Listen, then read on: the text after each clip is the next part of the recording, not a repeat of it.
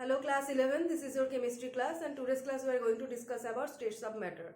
So there are states of matter: solids, liquid and gaseous. So today's topic is about gaseous states. Okay, so let's start the class. So in gaseous states there are various kinds of intermolecular force of attraction between the molecules. Okay, various kinds of intermolecular forces we will discuss first.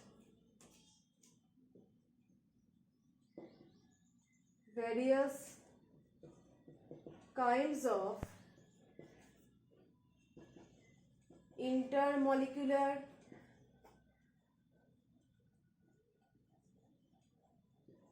forces, okay, among the gas molecules. Okay, so there are different types of intermolecular force of attraction, generally 5 different types. First one is induced dipole interaction. Induced dipole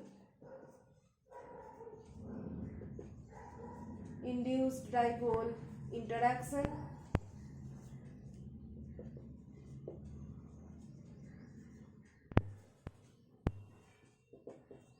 Second one will be dipole attractive force. Dipole attractive force.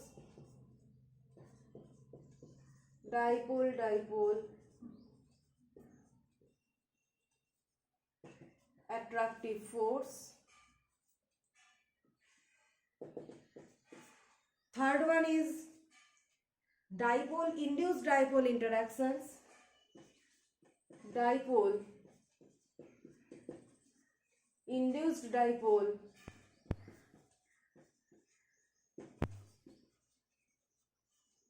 interactions. Number 4 is ion dipole interactions, and number 5 is hydrogen bond. Okay, so 4 is ion dipole interaction, and 5th one is hydrogen bond. Okay, so in states of matter, among the 3 states we are discussing about the gaseous states of matter, and in gaseous states there exist various kinds of intermolecular forces. So 5 different types of intermolecular forces are there, and among these 5, these 3 intermolecular forces, the first 3 intermolecular forces collectively known as Van der Waals force of interaction. Okay, these 3 collectively known as Van der Waals force of interaction. Okay, so you must have learned about the Van der Waals force of attraction, and this is the Van der Waals force of attraction can exist among any kind of molecules or substances. So this is the weakest among all the forces that exist, weakest force of attraction. So among and the Van der Waals force of interaction is divided into 3 parts: induced dipole interaction, dipole attractive force, and dipole induced dipole interactions. These 3 collectively constitute Van der Waals force of interaction. So next we will discuss individually about these three attractive force or interactions. First one is induced dipole interaction.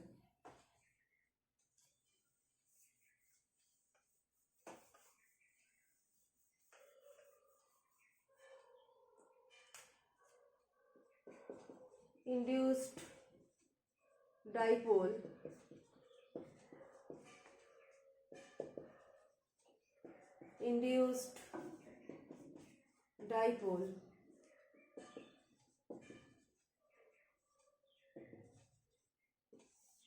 interaction. So this part of Van der Waals force is also known as London force. Okay, this induced dipole interaction is also named as London force.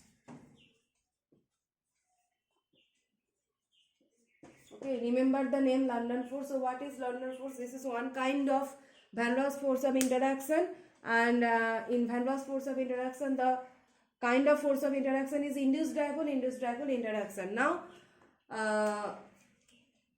what kind of molecules will actually show this type of London force? Okay, the kind of molecules that will actually show this type of London force, these are all non-polar molecules. Okay, so this type of force actually exists between the non-polar molecules.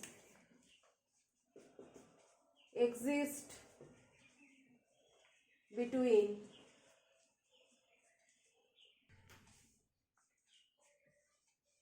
non-polar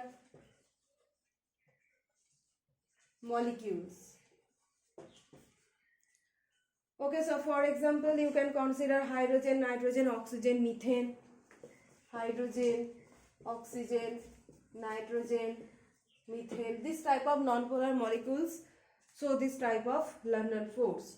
Now, why it is known as induced dipole interaction? Because two non-polar molecules, when come in contact with each other, they help each other to show some dipolar characteristics. Okay, so now next is the origin or the reason behind this induced dipole interaction. So the reason behind this interaction. Okay, so the main reason behind this interaction is instantaneous dipole generated. Okay, the instantaneous dipole generated due to the fluctuation of the electron cloud within the molecule. Okay, so suppose two methane molecules, whenever two methane molecules come in close contact to each other, or they come close to just each other.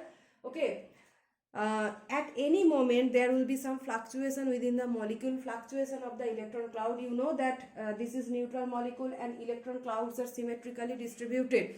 So due to the fluctuation of electron cloud, this symmetrical distribution will be lost. This is there is some vibration within the molecule, fluctuation. So that fluctuation will result in the formation of instantaneous dipole. So after that, what will result? The symmetrical distribution will lost, and suppose one molecule is unsymmetrically distributed electron cloud. Okay, after the fluctuation within the molecule, the electron cloud is now unsymmetrically distributed. So polarity has generated, obviously polarity will be generated. So if one end is delta positive and another end is delta negative, now if another methyl molecule come close to this unsymmetrically distributed methyl molecule, then this unsymmetrically distributed methane electron cloud will help this methane molecule, another methyl molecule. This methyl molecule will help another methyl molecule to generate the dipole. So again, the another methyl molecule electron cloud will be unsymmetrically distributed, and here the opposite dipole will be generated. So here it will be delta positive and here it will be delta negative. So that's why induced dipole interaction. What is induced dipole? One molecule is helping other for the generation of dipole moment. So both are non-polar. So in one molecule, at first due to fluctuation of electron cloud, some short-lived, this generated dipole is very short-lived. Okay, short-lived instantaneous